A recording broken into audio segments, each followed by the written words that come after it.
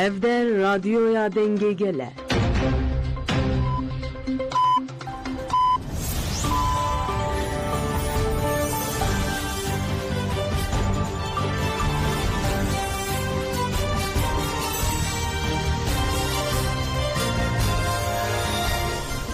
Jinavendan uçağına radyo denge gelden başkodarın heja İru 23 kanun 2024 düşemli Brüksel'e saat 12 lahmede çağırdı.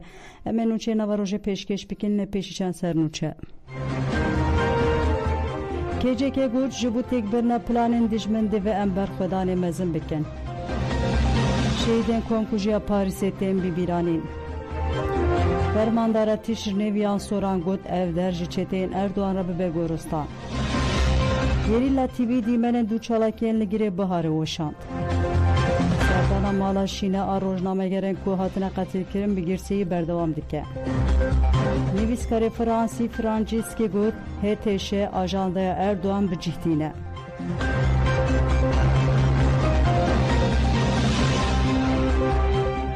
Dubareden başkodarın hecam dest biber firiyan uçayan xwedikin hevserukatiya konseri ve bera KCK derbare da xuyaniye ki balk şanser konkujiyen Mereş Roboski Paris'e ku bi desti devleta Türkatiya katil kirin.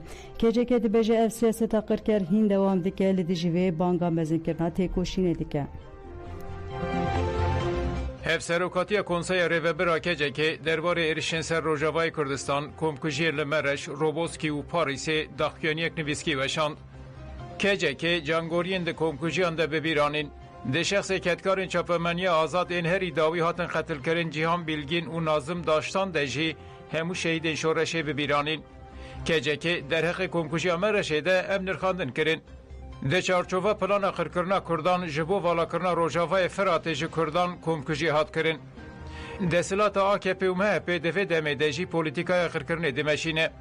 Dagirkeriya li Rojava û planên nû yên dagirkeriyê nîşan dide ku ev siyaset devam dike. Hevserokatiya Konseya Revebera KCK bibîrxist ku di ser komkujiya Roboski re jî 13 sal derbas bûn û ev nirxandin kirin.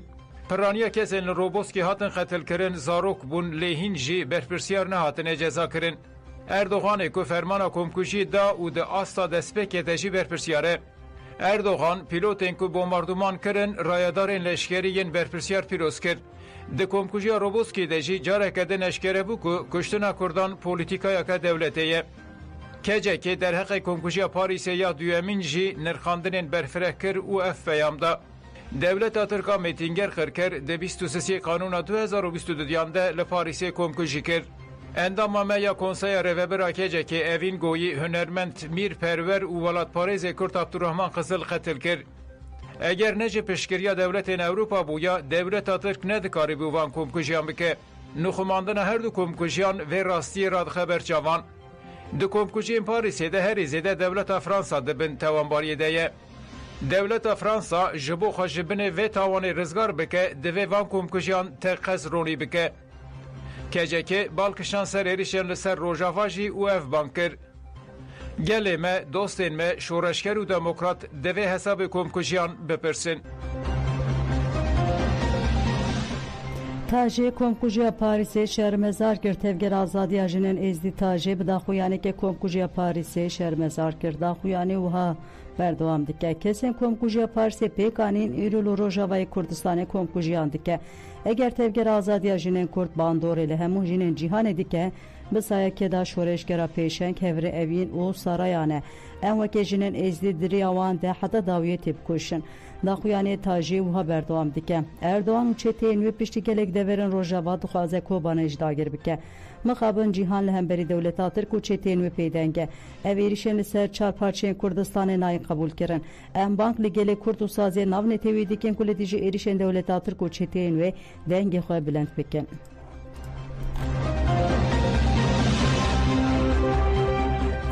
Şervanê Meclisa Leşkeriya min biçê YPJ li dijî êrişan di nava berxwedanekê dîrokî de ne rênadin çeteyan û derbengiran li wan didin. Yek ji fermandarê vê êniyê viyan soran e. Viyan soran dibêje em pendavê bi taktikê nû diparêzin wê ev der ji çeteyên Erdoğan re bibe goristan. جقادا برخودان بنده با تشرینه دانباش که مشاوانه نیجا ایرو روژا چارتانه جی برخودان بنده با تشرینه هر وها جدو دا چطه اندابه کری دولتاته جدو آلیان و جکونده قشله و خربت زمان به دجواری ایرشکری و جالا ایدن خواستن بندان داده بکنی لی هر بطر ایرشی وانجی به برسد نامینه دیکشی فرماندار اینیا بنده با تشرینه ویا سوران آمده yani asaz netun teneli rojanaş her geli bunhan daxil bence van geliyor da erişene deva geliyor da dixwazin berxwedarî heye pegiya peşê qesedê têk bibe pir çabadan 13 roja roja 14 qesede ya pegiya peşê di nav berxwedariyê de çi qas hewldarê wî çê bibe berxwedariya ku niha seda tişrê de tê meşanî kes nikare wê berxwedariyê têk bibe û esas ev jî devleta dagirker û çente evê tengav kirine ji bo navêjî rojane êrişê li ser bernavê dike heman demede bi taybet êrişê doyê ku li ser bernavê hate çêkirin gelek kuştiye van çêbûn berxwedanîke û berxwedanî her biçî mezin bibe dibe êrişê me bikin em hazirtê me her em xwe hazir kiriye û hazirtê me ji vê zêdetir e Rawtengê ku derê de ji berin cihê gerek em lê didin cihê pêsendar dikevin lê didin bi textikê modern bi textikê ku bi rastî em lê bidin encam bigirin Komkujiya Parisê li Bordo û bajarê Almanyayê Kîlê hatin şermezarkirin li bajarê Bordo Fransayê ji bo bîranina evên Guyî Mirîperwer û Abdurrahman Kızılmeşek Girsî hat darxistin. Di meşê pankart û wêneyên kesên li Parîsê hatine qetilkirin hatin hilgirtin. Di meşê banga tevlîbûna mîtînga mezina 11 çilêya 2025 li Parîsê bê li darxistin hat kirin. Di çalakiyê de şehîdên nehê çilêya 2013 û 23 kanûna 2022 li Parîsê hat bîranîn. Şehîdên her du komkujiyên li Parîsê pêk hatin li bajarê Almanyayê Kîlê jî hate bîranîn. Bîranîn navenda civaka Kurda Demokratîk a Kîlê hat darxistin. Gelek Kurdistanê tevlî bîran nebûn û axaftin hatin kirin.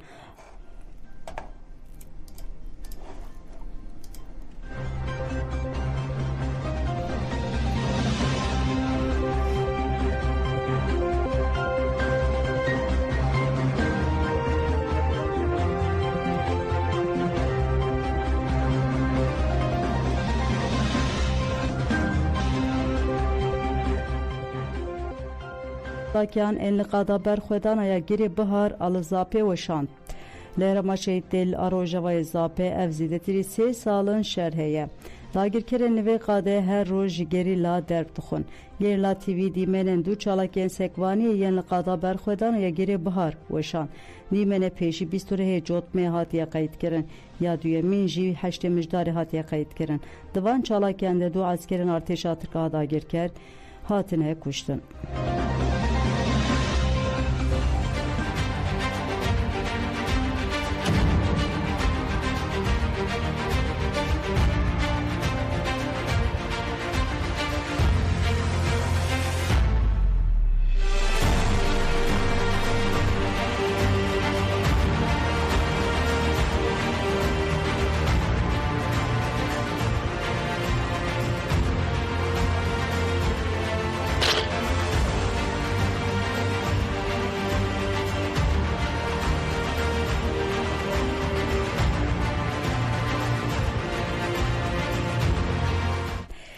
Belêgudarên ji Qesedê şehadeta 15 şervanên xwe ragihandin ve da ragihandina ya Qesedê têkildarê 15 şervanên ku mijdar û qanûna îsal de di berxwedana dijî êrişên dagirkerê yên dewleta Tirk û çeteyên wê de şehîd bûne daxuyaneke nivîskî veşan.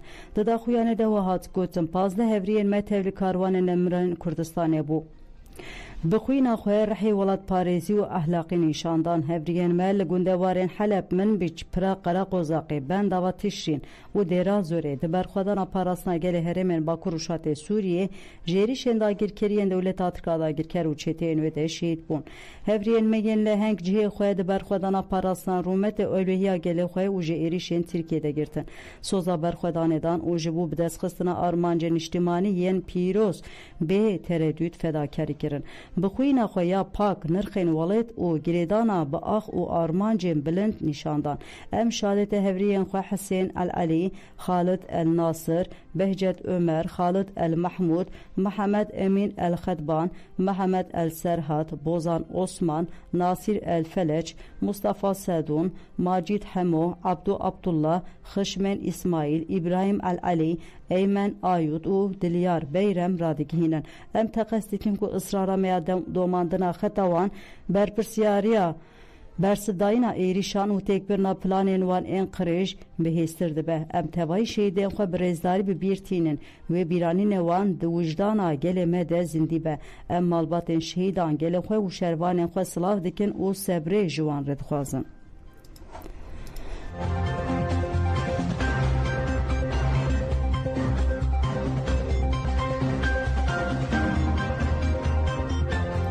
DPG û MGK li navçeya Giyadînê çûn serdanaşîneyê rojnameger Nazım Daştan ku li Bakur Rûşatê Sûriye hatibû qetil kirin. Nûne li DPG'yê wanê Adnan Bilen di serdanê de axivî. Dayîka Nazım Daştan, Zozan Daştan ji sersaxî qebûl kir û wiha axivî. Em hevra xebitîne û hevra me bi çapemeniyê da em xebitîne hevra heta îro jî me aniye. Serî da em serê malbatê sax be, serê gelê Kurd sax be û serê çapemeniya azad sax be. Nazım û Cîhan pê heqîqetekê bûn. Her çi qas xastin vê cîhana ew erdingariya em ser dijîn tarî bikin. Cîhan û hevalê me Nazım wê tariyê bi meşala girtinê destê xwe ron kirin. Mirina xudan pêş û wan rastiyê wa heqîqetê derxistin pêşa hemû cîhanê. Xebatekî wisa pîroz kirin ku bedenê xwe, canê xwe, ruhê xwe li ber vê da dan. Ku heqîqet derkeve holê. Doza wan pîroz bû. Rêyek dan nîşan me, gotin hûn divê rê ev e, divê çizgî ev be, divê sonvêrê da bimeşin, rêyek danî nîşan me. Em wekî çapemeniya azad, malbata wî û gelê me, em ê di vê riyê da teqez paştekirî em gav naavêjin û em ê di vê riyê da serbilind biçin û em ê bigêjin wê astê ku ew asta ku Nazım û Cîhan xwestin em bigêjin wê derê. Ca dijî serê malbatê sax be, serê gelê Kurd sax be û serê çapemeniya azad sax be. هواكيو ويدور حاسس ممكن هذا فجي نوصلنا ساعة مرات ساعة مرات موضوع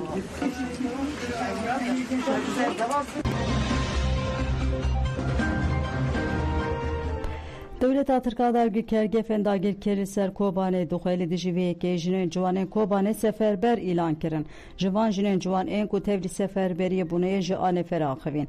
Endama yekîtiya jinên ciwana Kobanê İslam İbrahim Bekî wiha dibêje. Em ê li keleka gelê xwe û şervanên xwe heta dawiyê bisekinin. Em xwedî wê er ku misyonê ku xwedî li axa xwe derbikevin.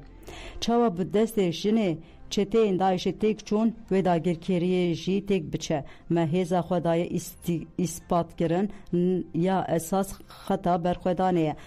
Kobanê xeta sor e, kes nikare wê xetê derbas bike. Hêlên xelê jî wiha dibêje. Ev ax namusa me ye, girêdayî canê me ye. Wê ti kes bi tu rengî nikaribe destê jê li axê me bike. Hêlên xelî di dawiyê de dibêje weke jinên ciwan em nahêlin ku dijmin berê xwe bide axa me. Ne tenê ciwanên Kobanê dibe hemû ciwan li her derê rabin serpiyan.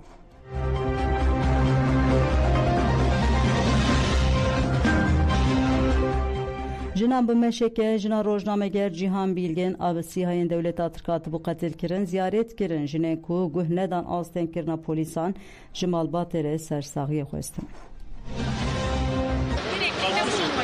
Bunlar kural yok. Böyle bir kural yok yani.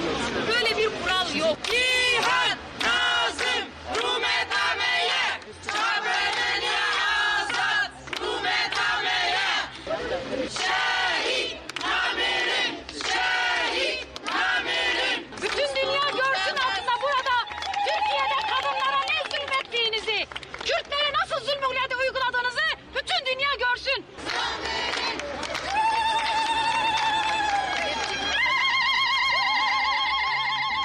Haddinizi bileceksiniz. bileceksiniz siz burada. Haddinizi bileceksiniz.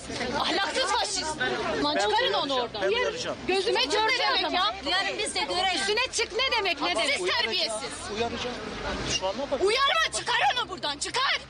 Onların hadlerini bildirin. Tamam da çıkar onu. Çıkaracaksın onu.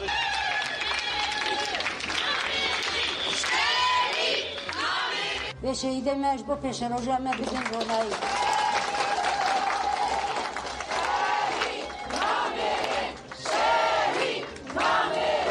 اجی سر ناوی چاپمنی آزاد و همویا برزداری سلاو دکم ام نه ایروتین قتل کرن ده سال نوتی ده بشکل فایل میچول ام هاتن قتل کرن ده سالین 2000 دسپیکا 2000 دیسا به همان رنگی orta sıkaka em hatın qetil kirin, em hatın binçak kirin, em hatın işkence kirin, em hatın girtin.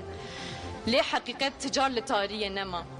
Em heza xwe ji apê Musa, heza xwe ji gurbetê li Ersuz, ji Nûjihan Erhan, ji Deniz Fırat û îro jî ji Nazım Daştan û ji Cihan Bilgin digirin.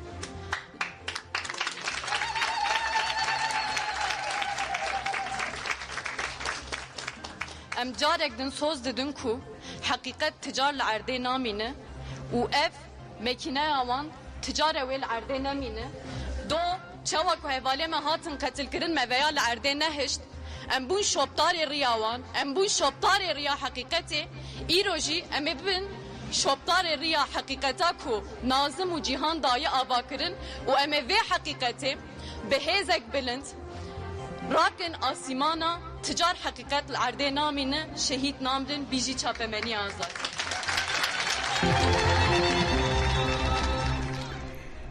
Artêşa Tirk mîna mafya êrişî rojnamavan dike. Nerazîbûnê dijî qetilkirina rojnamavan Cihan Bilgin û Nazım Daştan ên dewam dike. Serûka Federasyona Rojnamavanên Navneteweyê İFJ Domînko Pradîl derbarê qetilkirina rojnamavanan da axivî Pradîl û dibêje qetilkirina hevriyên me yên rojnamavan Nazım Daştan û Cihan Bilgin teqes nayê qebûlkirin û binpêkirina mafên navneteweyê rojnamavan li herê me ne aktorin ev çavdêrin li wir çi diqewime dişopînin û biriya radyo û Videoyan ji cîhanê re radigihînin. Rojnamavan ji ber bi erka xwe radibûn hatin qetilkirin. Em ji hevrê hem pîşe û malbatên rojnamavanan re sersaxiyê dixwazin. Niha divê adalet bê bi cîhanên anî gotinekê din divê lêpirsîn bê vekirin. Domînko Pradîl diyar dike ku dewleta Tirk mîna mafyayê rojnamavanan hedef dikire û got artêşa Tirk mîna mafyayê Meksîkayê rojnamavanan hedef dikire. Dixwazin pêşî li wan bigirin ku karê xwe nekin, raya giştî agahdar nekin. Divê herkes zanibe rojnamavan nebin demokrasî divê herkes zanibe rojnamavan nebin demokrasî jî nabe. Qetilkirina rojnamavanan sûcê şer e. Eger li pêşiya vê neyê girtin di dema pêş de wê rojnamavanek sax nemîne. Ji ber vê divê peyamên navnetewî bên bi cîhanê.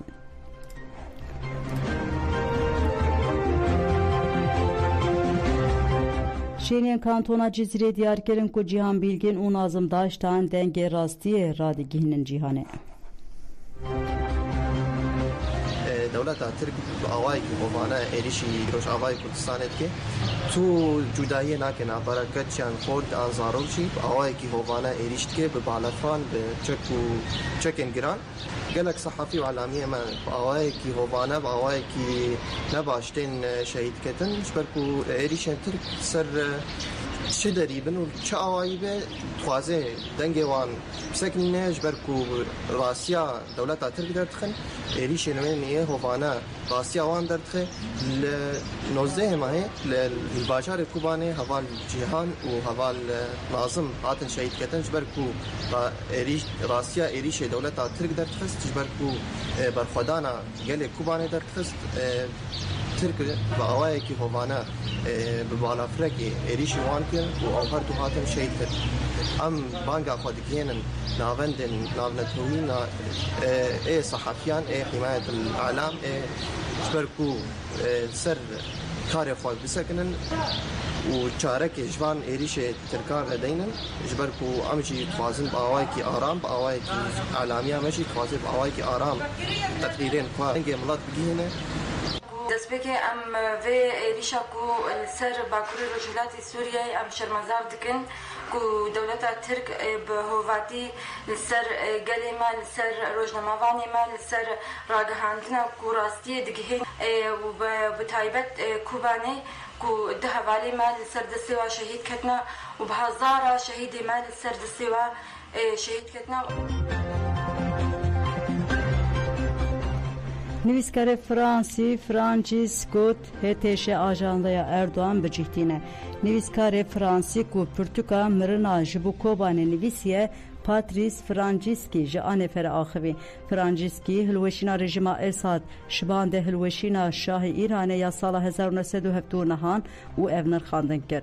Hilweşîna desthilatdariya Beşar Esad erêniye. Lê hatina çeteyên ku serê mirovan jê dikin ne erêniye. Dibe ku ev çete ji Beşar Esad xirabtir bikin. Heyet Tahrir el-Şam ji bo komên İslamî yên tundrev pêk tê û piraniya wan jî ji aliyê Tirkiye ve hatine finansekirin. Frangiski got Colani û Erdoğan hew didin Rojava dagir bikin û ev hişyarî kir. Divê netewên bu Yekîtiya Ewropa tu kes tawîza nede avakirina şeriata li Sûriyeyê. Frangiski di dawiyê de wiha dibêje modela li Rojava dikare hemû rûşata ravîn demokratîk bike. Êrişê li dijî vê modelê nehayên qebûl kirin. Em û tevaya Ewropa û mirovaniyê neçarin ku piştgiriya Kurdan bikin.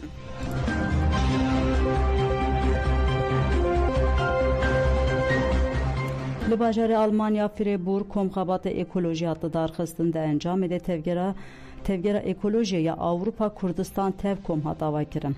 Li bajarê Almanya Freiburgê di navbera 21 û 22 kanûnê komxebata ekoloji hatı darxistin. Komxebat bi pêşengtiya tevgera Civaka Demokratîk a Avrupa KCDK ve hatı darxistin. Ekolojist, sosyolog, akademisyen beşdar bûn. Endamên Federasyonên KCDK Avrupa TJK, Komiteyên Jinoloji, Tekojin û aktivîstên tevgera ciwanên şoreşgercî amade bûn. Berdevka Komiteya Ekolojiya Avrupa Fatoş Göksungur di destpêka komxebatê de axivî. Fatoş Göksungur da zanîn ku ev nêzî sal û nîve li Ewropayê dest bi xebatên ekolojiyê kirine. Komxebat jî li ser esasê van xebatan hatiye li darxistin û ev li ser esasê paradigmaya rêberapo nêzî mijara ekolojiyê dibin. Nirxandina Fatoş Göksungur wiha ye. Li dijî pergala kapitalîst bi reforma têkoşîn nayê kirin. Rêbera Apo dibêje divê ekolojî bibe hinceta serhildanê. Têkoşîna ekolojîk divê guhertineke radikal û pergalîk ji xwe re bike. Armanc ev berpirsyariya me tevane divê em di vê çarçoveyê de karê xwe bikin. Piştî axaftina Fatoş Göksungur komxebat bi ser navê penasê ekolojiyê û perspektîfa ekolojîk jin û ekolojî li Kurdistan û rûşata navîn qirkirina ekolojiyê û têkoşîna li hemberî wê dewam kir. Hevserokê desteya Rêveberiya Herêmî û jîngehê ya Rêveberiya Xweseriya Demokratîk a Bakur Rûşatê Sûrî İbrahim Esed jî beşdarî komxebatê bû bahsa kar û xebatên xwe kirin. Di komxebatê ku di rojan dewam kirde derbarê sazîbûna xebatên ekolojiyê jî biryarên girîng hatin girtin. Tevgera ekolojiya Avrupa Kurdistan tevdem kom hat ava kirin. Ji bo berdevkiya vê xebatê jî Fatoş Göksungur û Tuncay Ok hatin hilbijartin.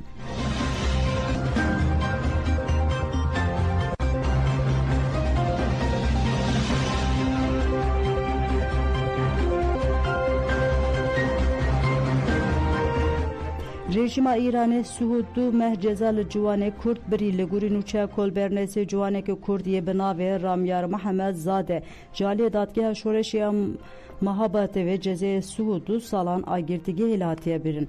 Di nûçeyê de hatiye diyarkirin ku dadgeha rejime bi tuhmeta propagandayê li dijî hikûmetê û alîkariya partiyeke muxalefetê ceza li wî ciwanê Kurd biriye. Komekçekdariya Iraqê êrişeyên xwe yên dijî İsraîlê de rawestandin. Berdevkê Lîwaya Seyid Şuhêda ya Girêdayê Heşdilşabî Kazım Fertûzî derbarê rawestandina êrişên ser İsraîlê ji medyayê Iraqê re axivî. Kazım Fertûzî da zanin ku wana êrişeyên xwe yên ser İsraîlê dane sekinandin û sedema wê jî bi agirbesta li Lübnanê ve de girê dide. Di dewamê de Kazım Fuadî dibêje rawestandina êrişên me yên nayê wateyê wê her tim wiha bidûme ev rewşeke demkiye her bin pêkirinek agirbestê li Lübnanê pêk bê dibe ku bibe serdema carekê din destpêkirina êrişan ji ber ku rawestandina êrişên me bi berxwedana Lübnan ve girêdayî. Belê godanca me nûçeyê nîro pêşkêş kirin ana xatirê we de baş.